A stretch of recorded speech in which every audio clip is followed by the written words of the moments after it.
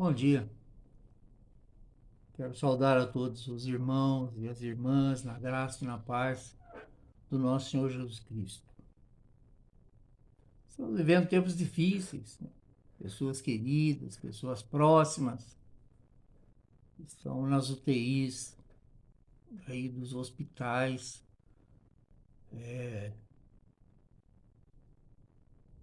inspirando muitos cuidados.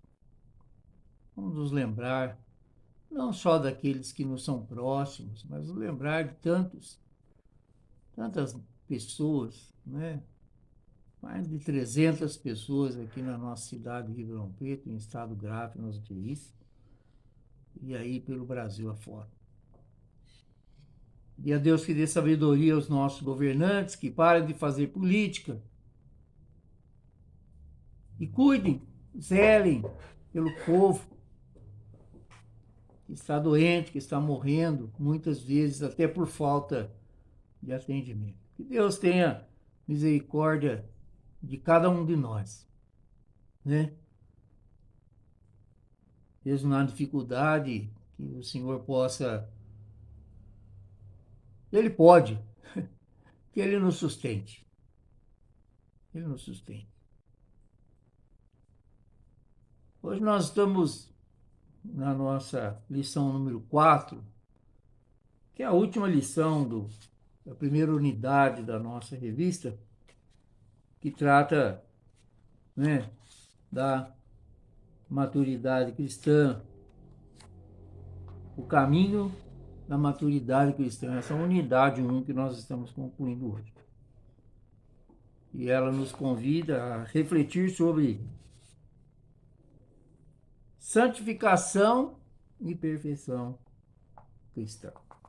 O texto da nossa lição se encontra na primeira carta do apóstolo João, lá no finalzinho da sua Bíblia, no capítulo 3. Nós vamos ver os versículos 1 até o 10. Escreve assim o apóstolo: Vede que grande amor nos tem concedido o Pai, a ponto de sermos chamados filhos de Deus. E de fato somos filhos de Deus. Por essa razão o mundo não nos conhece, porquanto não o conheceu a Ele mesmo. Amados, agora somos filhos de Deus, e ainda não se manifestou o que haveremos de ser. Sabemos que quando Ele se manifestar, seremos semelhantes a Ele, porque haveremos de vê-lo como Ele é. E assim mesmo se purifica todo o que nele tem essa esperança, assim como ele é puro. Todo aquele que pratica o pecado também transgride a lei, porque o pecado é a transgressão da lei. Sabeis também que ele se manifestou para tirar os pecados, e nele não existe pecado. Todo aquele que permanece nele não vive pecando. Todo aquele que vive pecando não o viu, nem o conheceu. Filhinhos, não vos deixeis enganar por ninguém. Aquele que pratica a justiça é justo, assim como ele é justo. Aquele que pratica o pecado procede do diabo, porque o diabo vive pecando desde o princípio. Para isso, se manifestou o Filho de Deus para destruir as obras do diabo. Todo aquele que é nascido de Deus não vive na prática do pecado, pois o que permanece nele é a divina semente. Ora, esse não pode viver pecando, porque é nascido de Deus. Nisso são manifestos os filhos de Deus e os filhos do diabo. Todo aquele que não pratica a justiça não procede de Deus, nem aquele que não ama o seu irmão. É necessário praticar a justiça, mas não só isso. É necessário exercer o amor fraterno com os nossos irmãos. O tema da perfeição cristã é muito precioso no contexto da teologia prática e pastoral de John Wesley. Ela resulta de sua busca pessoal por entender a vontade de Deus e por vencer o pecado. Cabe destacar, por exemplo, a experiência de Aldersgate, em que a santificação aparece como destaque. Todos nós conhecemos essa história, né, que Wesley descreve ele no seu diário, contra a sua própria vontade, a uma reunião nessa rua Aldersgate, em Londres, e ao ouvir a introdução de Martim Lutero sobre a carta aos Romanos, escreve ele: senti meu coração estranhamente aquecido, senti que meus pecados estavam perdoados. Então, a partir desse momento, ele mudou sua trajetória e foi um grande pregador, né? Um homem que levou o evangelho a muitos lugares, né? Do movimento nascido através dele, do seu irmão e de alguns seus amigos, nasceu o movimento chamado metodista, que somente depois da sua morte foi transformado na igreja que nós conhecemos. A primeira epístola de João destaca que muitas pessoas pensam estar em comunhão com Deus, mas suas práticas revelam o contrário. Por isso, o autor se preocupa em mostrar que estar em Deus, em Cristo, exige de nós santificação, exige de nós compromisso. Nesse sentido, a carta propõe testes para examinar a comunhão, nos capítulos 1 e 2, e a filiação com Deus, nos capítulos 3 a 5. Nos capítulos 6 a 5, a ênfase recai sobre o ser nascido de Deus e as implicações claras dessa nova natureza. Nessa epístola, o amor é celebrado como a atitude que denota a santificação. A doutrina da santidade é uma marca da espiritualidade wesleyana. Na concepção de Wesley, a santificação como processo tem a sua primeira dimensão no novo nascimento e a segunda na nossa recuperação gradual da semelhança de Deus, que segue o novo nascimento. Por isso, quando tratamos de maturidade cristã, a santificação é o processo pela qual a alcançamos. A santificação Wesley atribui expressões como crescimento na graça e prosseguir de graça em graça. Essa santificação acontece por meio de mudanças interiores e exteriores. Essas mudanças são possíveis mediante a ação primeira da graça de Deus e a nossa resposta ao seu agir. As mudanças externas são bem exemplificadas pelas regras gerais do metodismo: não fazer o mal, zelosamente fazer o bem e atender às ordenanças de Deus. Já as mudanças internas dizem respeito ao que Wesley aponta como temperamentos santos, mais conhecidos por nós como fruto da presença do Espírito Santo em nós. Quem nos santifica é o Espírito Santo. A gente não consegue se santificar sozinho. Afirma Maddox: assim, para Wesley, o amor, a alegria e a paz não são meras emoções. Eles são os temperamentos santos, dos quais fluem pensamentos, palavras e ações santas. Por isso, ele repetidamente insistia em que a essência da santificação não era a mera conformidade externa com a lei, mas a renovação das nossas afeições, do nosso coração, por meio de participação na natureza divina. Ao desenvolver o seu pensamento sobre os temperamentos santos, Wesley aponta a centralidade do amor. O apreço de Wesley pelos temperamentos santos como fundamento das ações santas está por detrás da sua identificação do amor com a essência da santificação cristã. Ele considerava o amor como temperamento central, do qual seguem todos os outros temperamentos. O ponto de partida, o amor. No início da construção do pensamento wesleyano, a santificação e a perfeição cristã chegaram a ser sinônimos. À medida que amadurece a sua reflexão, a perfeição cristã passa a ser um estágio avançado da santificação. Wesley, na obra uma exposição clara da perfeição cristã, eu sugiro a leitura dessa obra. Eu vou colocar o link, né, no nosso grupo. Revisitou a sua doutrina da perfeição cristã em 1764 e fez uma série de curtas proposições para esclarecer o tema. Primeiro, existe a perfeição porque ela é constantemente citada nas Escrituras. Segundo, ela não vem cedo como a justificação, pois as pessoas justificadas precisam prosseguir para a perfeição. É um processo, é uma caminhada. 3. Não é tão tardia quanto a morte, pois São Paulo nos fala de homens vivos que eram perfeitos. 4. Não é absoluta. A perfeição absoluta não pertence ao homem, nem aos anjos, mas somente a Deus. Ela não torna o homem infalível. Ninguém é infalível enquanto está no corpo. 6. É ela sem pecado? Não, vale a pena contendermos a respeito de termos. Ela é a salvação do pecado. Essa é a essência da mesma.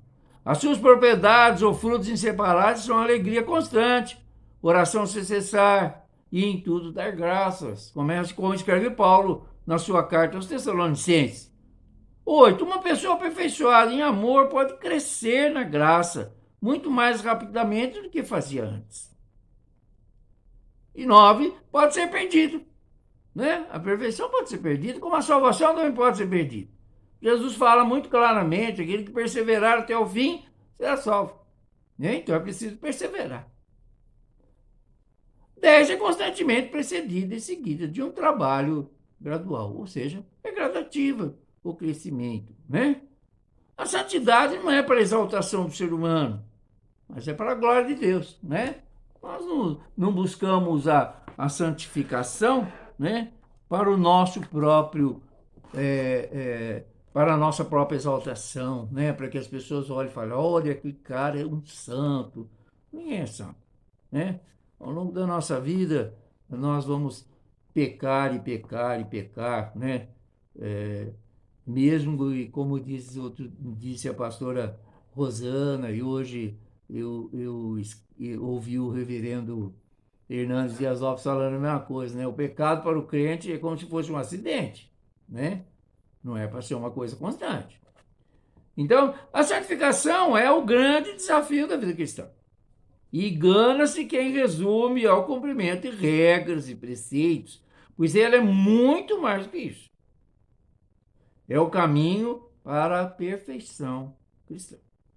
Nesse caminho, ao experimentarmos da graça e do amor divinos, nos deparamos com a possibilidade do arrependimento, a alegria do perdão, o convite ao recomeço e o sustento para perseverar na fé. Nessa lição, trataremos de duas marcas da teologia wesleyana: santificação e perfeição cristã, como aspectos cruciais da maturidade cristã, que se desenvolve sempre sobre uma perspectiva relacional, isto é, na nossa relação com Deus e na nossa relação com as pessoas. Uma coisa está associada à outra. Por isso fala tanto no amor. O apóstolo João, ele fala muito do amor nas suas cartas, né? Ele até nos trata com muito amor. Ele nos chama de filhinhos. Né? Filhinhos. Nós somos chamados de filhinhos por João. São 3 as cartas atribuídas a João no Novo Testamento. Um de seus temas principais é o amor. Para o autor, Deus é amor. E quem o conhece e nasce dele, isto é, quem é filho ou filha de Deus, ama. O texto bíblico para essa lição nos traz algumas considerações sobre nossa filiação em Deus e o processo de crescimento nele em amor. Na parábola da videira, Jesus fala, nisso conhecereis que são meus discípulos, se vos amardes uns aos outros. Então, a essência da santificação cristã está no exercício do amor. Ser filho ou filha é fruto do amor de Deus. Ele, como pai de amor, nos dá tal convicção. Está no versículo 1 que lemos. Nessa condição, nós seguimos amadurecendo e esperando a completa obra de Deus, seremos cada vez mais semelhantes a Ele e o conheceremos totalmente. A ideia, né, de Jesus é resgatar em nós, com o seu sacrifício na cruz, a imagem e semelhança de Deus que foi perdida pela desobediência, né, lá no Jardim do Éden. Essa esperança nos ajuda a querer nos purificar, isto é, nos santificar cada vez mais. Na busca por santificação, aprendemos o que significa pecar e quanto isso nos afasta de Deus. Conhecemos o poder de Deus em perdoar nossos pecados. Entendemos que ao nos santificarmos, expressamos o nosso desejo por uma vida sem pecados. Pois quem permanece pecando não conhece ou sequer experimentou e viu Deus em sua vida. Está no versículo 5 e 6 no texto que nós lemos. Qual seja, primeira carta de João, capítulo 3, dos versículos 1 a 10. Se permanecemos no pecado, não somos de Deus. Somos de quem então? O texto duramente afirma que as pessoas que não querem buscar a santificação acabam se assemelhando ao diabo. Está nos versículos 7 a 8. O autor quer justamente enfatizar que viver pecando de forma deliberada e irresponsável é característica de quem não está perto de Deus. No versículo 9, ele afirma isso de forma muito específica. Todo aquele que é nascido de Deus não pode viver pecando. Não viver pecando significa praticar a justiça. E para João, praticar a justiça e amar seu irmão e irmã tem o mesmo peso. Uma pessoa justa age com o seu justo Senhor, Deus, que ama todo ser humano. Portanto, esta pessoa ama o próximo com o amor de Deus. O amor é, então, a motivação da santidade, no sentido de que, para expressar o nosso amor por Deus, buscamos ser como Ele é. Como Ele, que é santo. E sua maior expressão, porque o amor não pratica o mal contra o próximo. Porquanto o cumprimento da lei é o amor, escreve Paulo na sua carta aos Romanos. Quanto ao versículo 9, muitas pessoas afirmam que João se refere ao hábito do pecado. Isso é, viver continuamente pecando.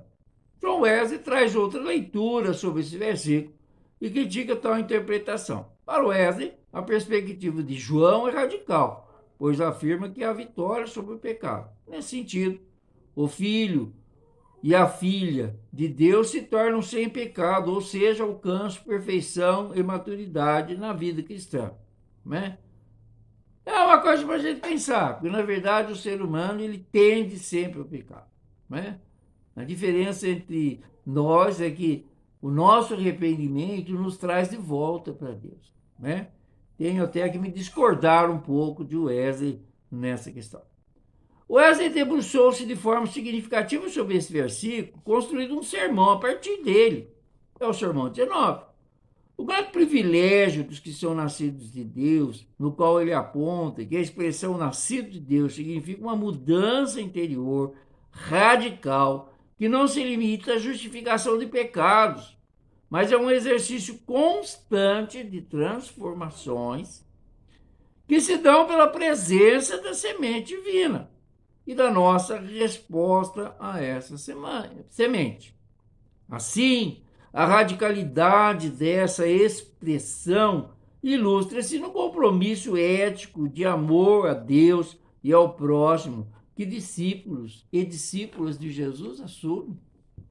Nós, como discípulos de Jesus, assumimos, né? Se amarmos uns aos outros, verdadeiramente sois meus discípulos. Santificação e a perfeição cristã são dois importantes aspectos da teologia wesleyana. Essa lição não tem por finalidade esgotar tais assuntos, mas destacar princípios importantes para o nosso amadurecimento doutrinário e espiritual. Esse assunto é extenso, né? E estudar sobre santificação é muito prazeroso, né? Eu sugiro a você que se aprofunde no estudo, né? A santificação é obra do Espírito Santo. A santificação é um processo de constante crescimento na graça e no conhecimento de Deus. Pedro escreve isso na sua carta. Ela tem início no novo nascimento. O Espírito Santo santifica a nossa vontade de forma que nós conseguimos escolher o bem e dizer não ao mal, ao pecado. A santidade deve nos levar a produzir frutos e assim transformar a nossa igreja e a nossa sociedade. A santificação é algo perceptível. A prática da santidade se dá por meio dos atos de piedade e das obras de misericórdia. Os atos de piedade são as disciplinas de oração, jejum, estudo da palavra, meditação, comunhão com a igreja, participação nos cultos e na ceia do Senhor. Esses são os atos de piedade. As obras de misericórdia são as ações em favor das pessoas e da sociedade fundamentadas no amor de Jesus Cristo. É aquilo que nós fazemos pelos outros. Uma vida de santidade deve acontecer dentro e fora da igreja. Os nossos atos de piedade só fazem sentido se vierem acompanhados de ações que expressam o nosso amor ao próximo e a luta por justiça e paz. A santificação leva à perfeição cristã. Uma coisa leva a outra, né? A santificação acontece visando a restauração da imagem de Deus no ser humano. Nós falamos isso, né? Restaurar a imagem e semelhança de Deus perdida no jardim do Éden pelo pecado. É santidade crescente, isto é, vida cada vez mais saudável e plena por meio da comunhão com Deus e com os outros. Nesse sentido, era o caminho para o aumento do amor, que possibilita experimentar a perfeição cristã, né? Volta aqui a sugestão, né, de se ler uma obra de Wesley que chama Explicação Clara da Perfeição Cristã. Eu vou postar lá no nosso grupo, se alguém se interessar. Perfeição cristã é a plenitude da santificação. Wesley enfrentou críticas a respeito dessa doutrina. Para ele, ela pode ser experimentada. Não pode ser entendida como perfeição em nós mesmos, mas para o relacionamento no qual fomos criados e no qual podemos ser restaurados. No livro Graça Responsável, Maddox nos ajuda a compreender o pensamento wesleyano sobre o tema, trazendo a relação da perfeição cristã com a capacidade radical de amar a Deus e ao próximo, né? Eu amo a Deus através do meu amor ao próximo. Deus não precisa do meu amor. Deus precisa do meu amor, né? Refletido na vida do próximo. Quando eu amo o próximo, eu estou demonstrando o amor a Deus, né? O amor a Deus eu demonstro amando o próximo. Uma outra maneira, Deus é amor. É amor. E nós só somos capazes de amar porque Ele é amor. Diz o próprio João escreve, não fomos nós que amamos a Deus, foi Ele que nos amou primeiro, né? Para Wesley, então, a perfeição cristã era aquele nível dinâmico de maturidade no processo de santificação característico da vida cristã adulta.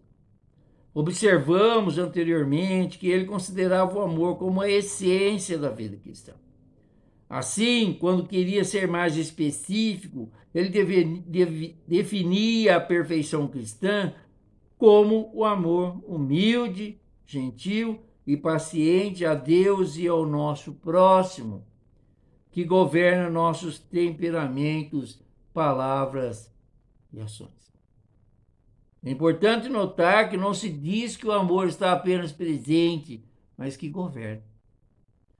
Na vida dos totalmente santificados, Wesley sustentava que ele governa até o ponto de que não haja mais mistura de afeições contrárias.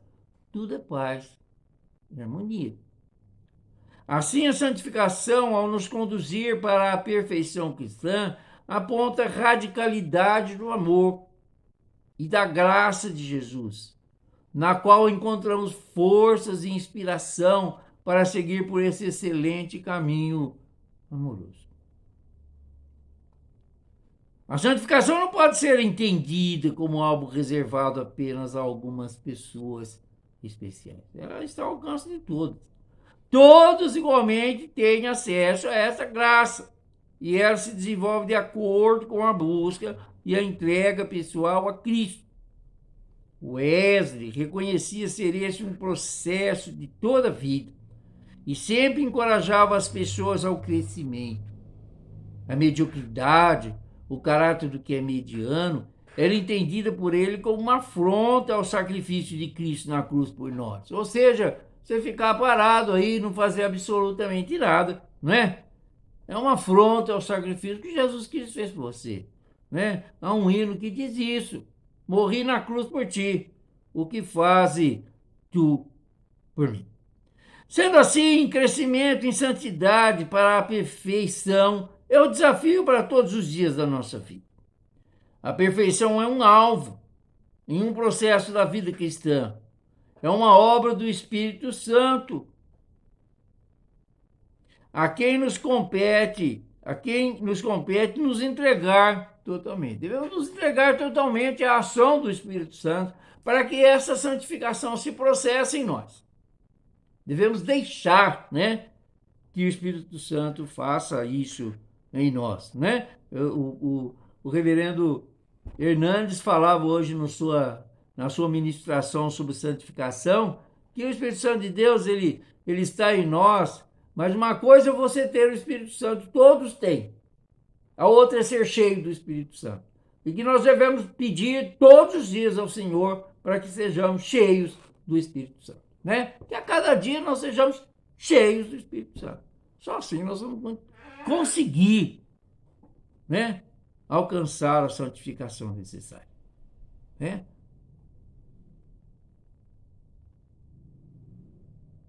O Wesley reforça isso várias vezes na obra Explicação Clara da Perfeição Cristã. Para a gente meditar, né? Para a gente conversar, quando nós voltarmos às nossas aulas presenciais, podemos partilhar dividir e partilhar esse conversar, né? Quais são os maiores desafios da vida em santidade? Primeiro precisa buscar a Deus, né? Sozinho ninguém vai conseguir, né? Nós somos cheios de tendências ao pecado, então precisamos buscar a Deus para termos mesmo, né, em nós esse processo da santificação que é conduzido, né, e realizado pelo Espírito Santo de Deus em nós. Pai, nós te agradecemos pela sua palavra, nós te agradecemos porque cada dia aprendemos um pouco mais de ti.